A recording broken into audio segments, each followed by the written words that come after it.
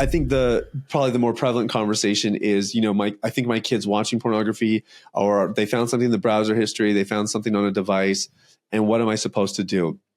So for most people listening, the thing you have to understand is your kid feels awful about what they're doing. There's no young boy or young girl that is watching pornography that feels like, yeah, this is right, this is great, this is healthy, this is awesome. Right. So they don't need you to come down and shame them. They don't need you to tell them that it's wrong. What they generally need is a lot of acceptance and validation of, hey, there's nothing wrong with you. And you still have to bring it up. Hey, I noticed that you were watching. I noticed that you were watching this stuff on your device. What's going on? How long has this been going on? You can start asking some questions.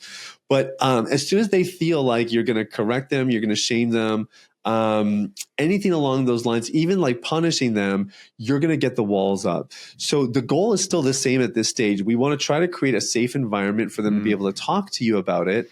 And I think the best way you do that is obviously, again, like I said, you make sure you're asking good questions and that they're not being penalized for what they've done. But then number two is, I think this is where you can start to share some of your story. Yeah. And this is something that parents get very scared of. They kind of fear, oh, if I share about how I struggled with this or whatever, isn't that going to enable them to then, watch more or struggle with it more?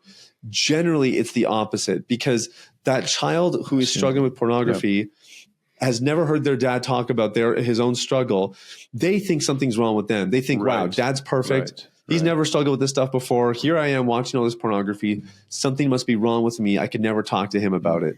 Yeah, and so you being able to share your story can really bring the wall down, and it can literally be a lifeline to your kid who is suffering in silence. Yeah. So I think that's on the kind of the parent question. Do you have any follow-ups to that before I go to the next one? That's fantastic. It's very, very helpful. It's have the conversations early so that when exposure happens, which it will, you've already established the trust, which we talked about a little while ago. And then the goal should be helping your child through that. If you find it and you need to address it, it's helping them maybe having a bigger picture, right? It's not, not intervention now. It's, I want to instill in them something that will make them productive in the future. So that's great. Yeah, exactly. Yeah. We have a saying in our community, cause obviously we work with a lot of dads.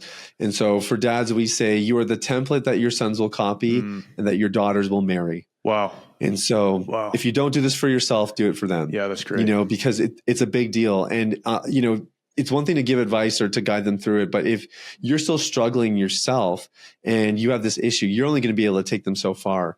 And so your story can still be very helpful for them. It can get them started.